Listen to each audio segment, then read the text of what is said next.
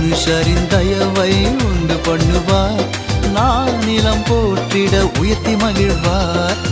என்னோடு கூட இருப்பார் இயேசு, என்னோடு கூட இருப்பார்.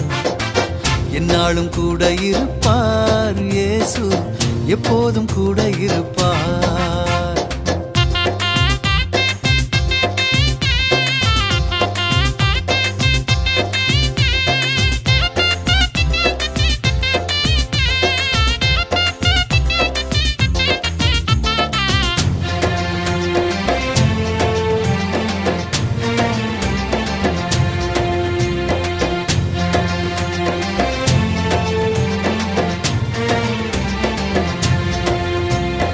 ஆவியின் கனியால் அலங்கரிப்பார், வல்லமை வரங்களை பெருக பண்ணுவார்.